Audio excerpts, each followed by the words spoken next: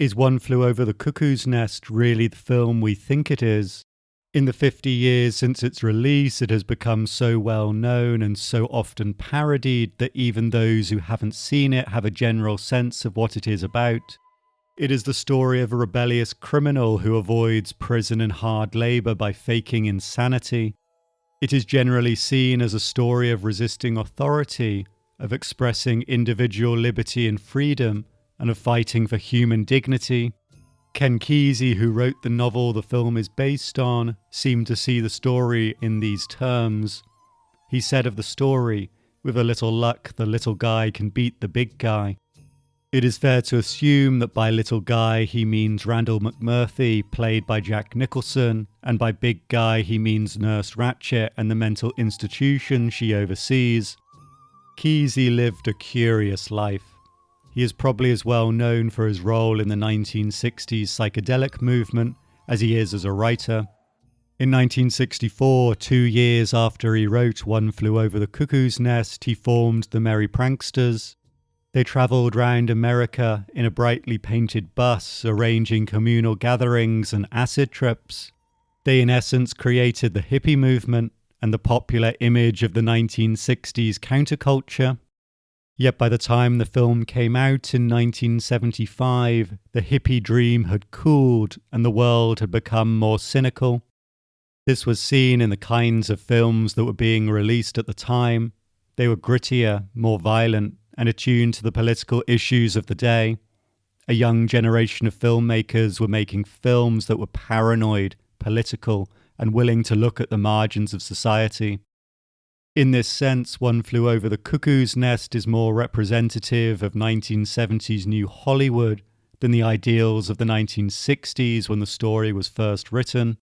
The film is not simply a story of a man's fight against oppression, but also the story of a troubled person placed within an even more troubling institution.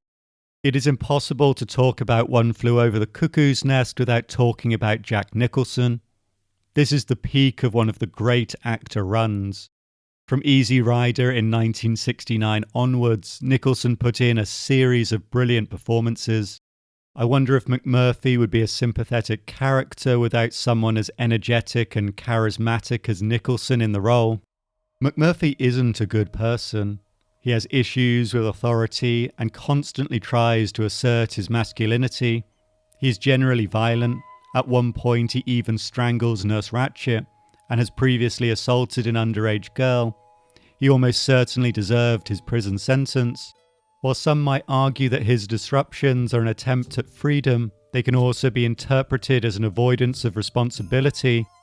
His attempts to avoid the consequences of his actions just make his situation worse and often hurt those around him.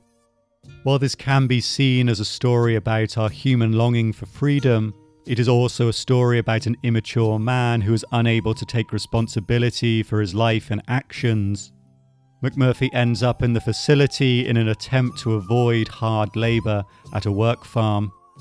Yet as abhorrent as McMurphy can sometimes be, it is nothing compared with the institution he finds himself in. The psychological treatment on offer in 1963, the year the film is set, was very rudimentary and cruel by modern standards.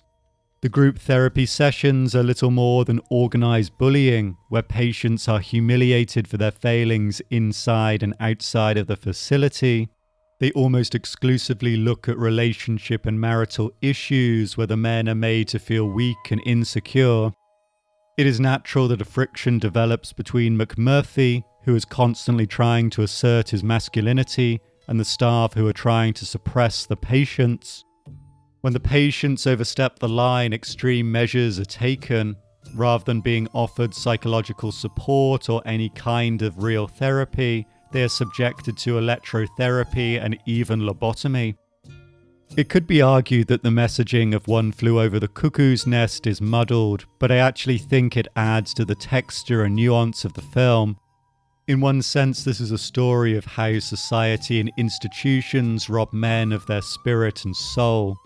At the same time, it does not overlook our actions, our ability to destroy our own lives.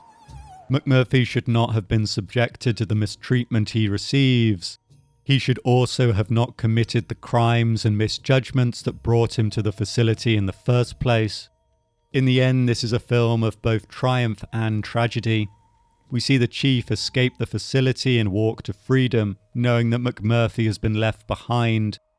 Ultimately, One Flew Over the Cuckoo's Nest shows our ability to overcome and succumb to the institutions and systems that surround us.